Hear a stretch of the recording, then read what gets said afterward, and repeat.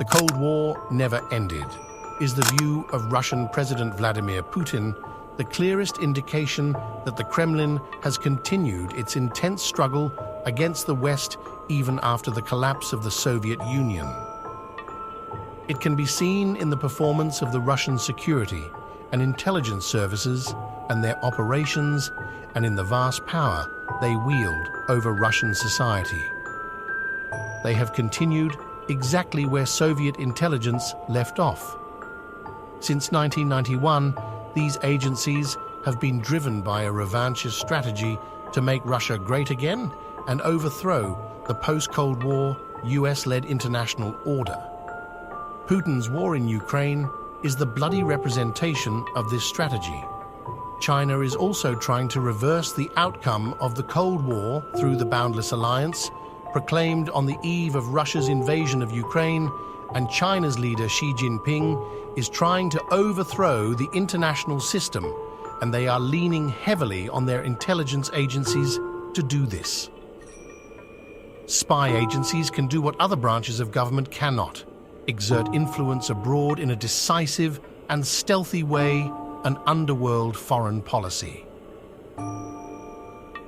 Both Russian and Chinese intelligence have done this for their revisionist goals, taking advantage of the moment when the United States was distracted by the war on terror to undermine American national security, undermine Western democracies, and steal as many scientific and technical secrets as possible. Russia's intelligence service considers itself to be the direct heir of the KGB, although the KGB was disbanded in 1991. Many of its former officers, archives, and even agents in the West were transferred to a new Russian security service, now known as the FSB, and to the Foreign Intelligence Service, the SVR. The FSB is a national security agency whose function is to protect internal security and combat threats to the constitutional order, the state, and Russian society. The FSB is responsible for issues such as counterterrorism, counterintelligence, the fight against organized crime, border control, and cybersecurity. It also carries out intelligence gathering activities inside the country. The SVR carries out intelligence gathering operations through human espionage, signals intelligence and intelligence from open sources abroad. In addition, the agency analyzes the data collected to provide detailed assessments of global events and trends, and also conducts influence operations to promote Russian interests in other countries.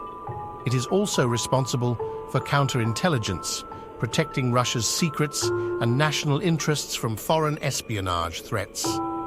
After the end of the Cold War, Russian intelligence continued to command and influence former Soviet agents in the West. This continuity was normal for Russia. The first director of the SVR, KGB veteran Primakov, continues the Soviet intelligence agency's traditions of coercion and blackmail, tactics of which he himself had been a victim as a young man. According to materials smuggled out of the KGB archives, Primakov had been blackmailed into serving the agency while working as a journalist in the Middle East in the 1960s. Then there is Putin himself, whose experience in the KGB's Foreign Intelligence Directorate profoundly shaped his subsequent political career. Putin calls himself a Chekist after the former Soviet secret police and had a statue of its founder, Felix Dzerzhinsky, in his office when he was director of the FSB. Like many Russians, he doesn't seem to have gotten over the Cold War and the end of the Soviet Union. Thus, in the 1990s, it took little to convince him that NATO was, by definition, hostile to Moscow. Soviet intelligence used to call the United States the main enemy, and once the main enemy, always the main enemy.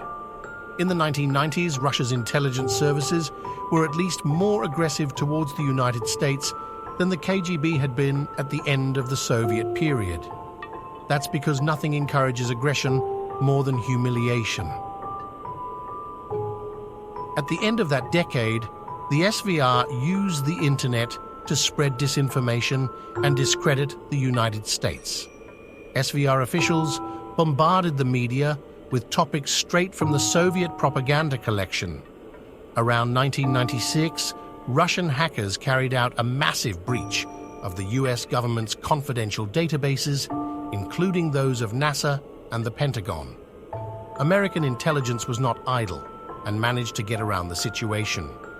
The CIA managed to attract some valuable Russian recruits who betrayed their spy chiefs for money, weakening Moscow's intelligence operations against the West.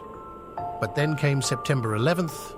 At first, it seemed that the war on terror could be a chance for a fresh start, an occasion for greater intelligence cooperation between the United States and Russia. After his first meeting with Putin in 2001, the President of the United States at the time, George W. Bush, declared that he had been able to see into Putin's soul and believed him to be trustworthy. The Russian intelligence service initially cooperated with the United States on counterterrorism, but according to CIA officials, the US-Russian intelligence honeymoon after September 11th was short-lived. Meanwhile, Washington was looking the other way. Throughout the war on terror, the US government invested overwhelming resources in counterterrorism to the detriment of efforts to deal with intelligence threats from resurgent powers like Russia and China. The same has happened to many of the United States allies, including the United Kingdom. The British security service MI6 devoted an impressive 92% of its work to counter-terrorism in 2006, leaving aside all other areas. That was the same year that a former FSB officer, Alexander Litvinenko, was murdered in London with radioactive polonium.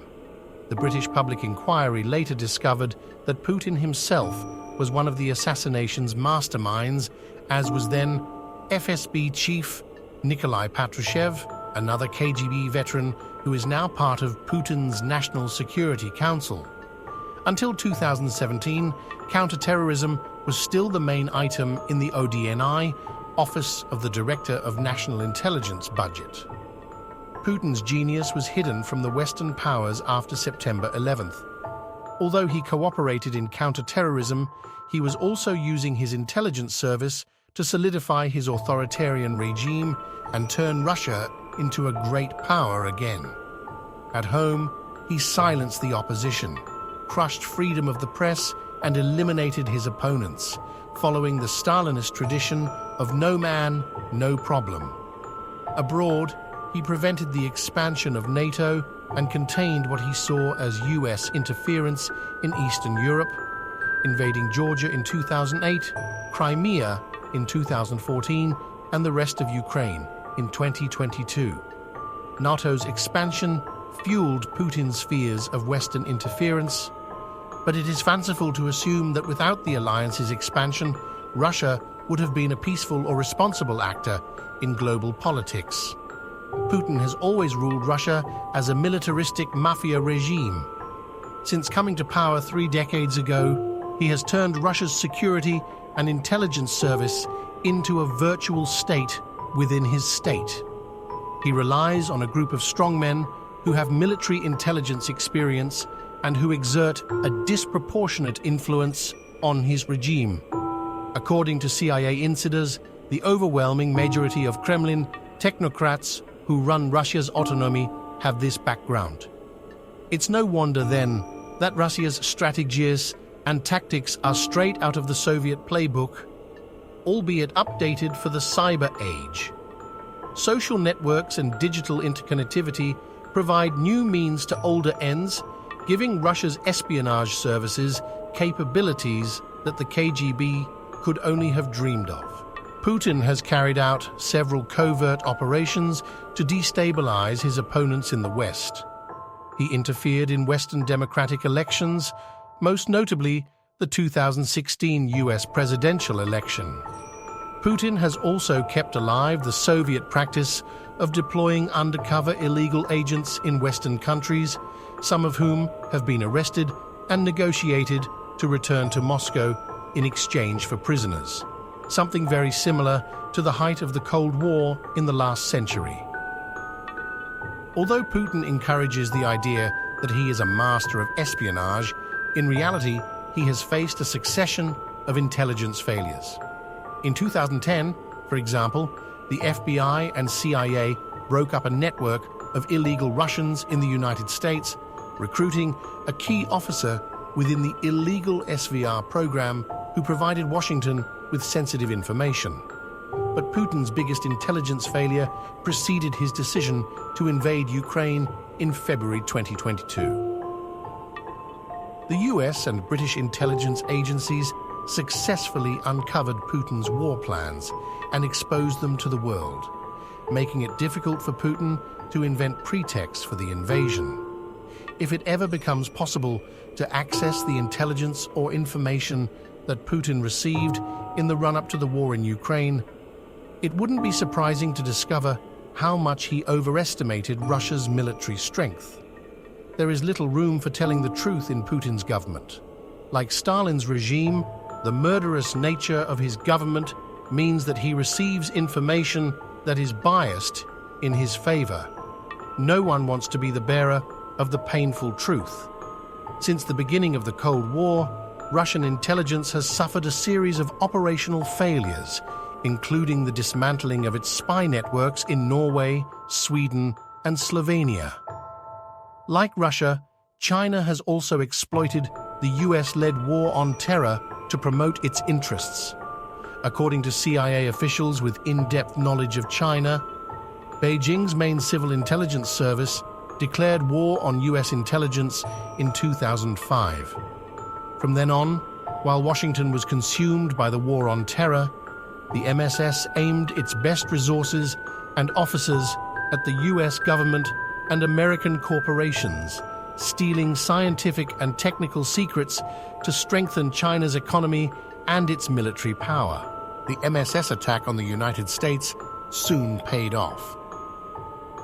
In 2010, the Chinese spy agency dismantled a large network of CIA spies in China, leading to the murder or imprisonment of more than a dozen American sources. It was still unclear exactly how Chinese intelligence compromised the CIA network, but the damage was undeniable. 10 years later, a US intelligence officer claimed that the CIA had still not re-established its presence in China since Xi Jinping came to power. China's intelligence attack on the West and the United States in particular has grown exponentially.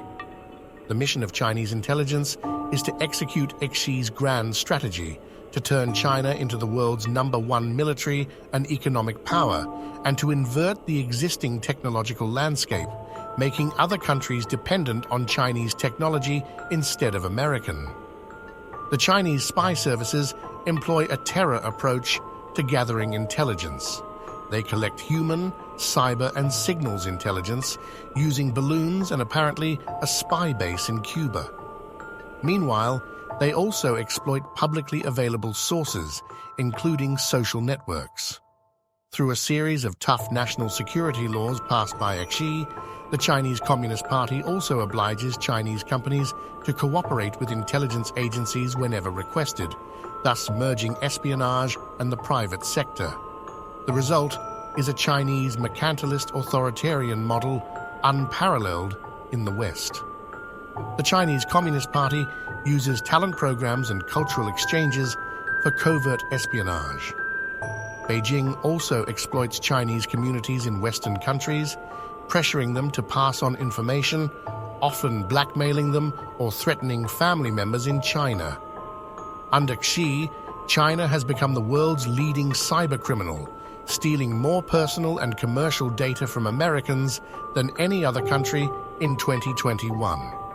The FBI said it was opening a new China-related counterintelligence investigation every 12 hours in July 2023. The UK Parliamentary Committee on Intelligence and Security reported that the Chinese government had penetrated all sectors of the British economy. Like Russian intelligence agencies, the Chinese intelligence service operates according to rules that are fundamentally different from those followed by its Western counterparts. Unlike spy agencies in the United States or Europe, the MSS is not subject to the rule of law or independent political oversight, much less does it undergo changes of administrations or scrutiny by civil society. These differences mean that statements like "all states spy," often used to justify Chinese espionage, are dangerously misleading. Just because all armies have weapons doesn't mean they are the same. In fact, the Chinese and Russian services are limited only by their own limits, that is, lack of resources or the like, never by moral or legal constraints. During the Cold War, both the United States and the Soviet Union industrialized intelligence gathering, using computers to attack each other's encryption. Today, Western governments are in a new Cold War with Russia and China, which is once again transforming the nature of espionage. This new Cold War is not a repeat of the previous one, but it has continuities and similarities, including a strong asymmetry in the Western-Eastern intelligence conflict. It used to be very difficult for Western intelligence services to collect reliable information on communist dictatorships. Now it is even more difficult for them to operate effectively in Russia or China due to their super-evolved and rigorous domestic surveillance system. Meanwhile, it is relatively easy for Russia and China to steal secrets from open, free, and democratic societies in the West. China's enormous economic weight and its strong integration into the global economy set it apart from the Soviet Union. Today's information landscape is also very different from the recent past.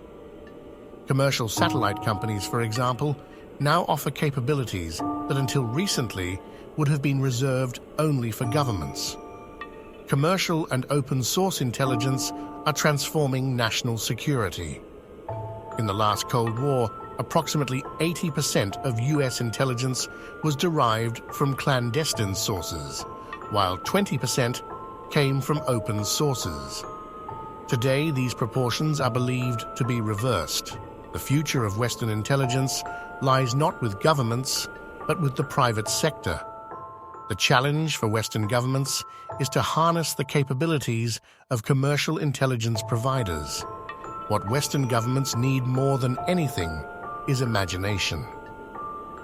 When it comes to gathering intelligence on dictatorships, imagination is what led the CIA to develop the high-altitude U-2 planes, which were able to spy behind the Iron Curtain when other methods were impossible. Similar imagination is needed today in areas at the forefront of national security, including open-source intelligence gathering, the use of machine learning and artificial intelligence, and quantum computing.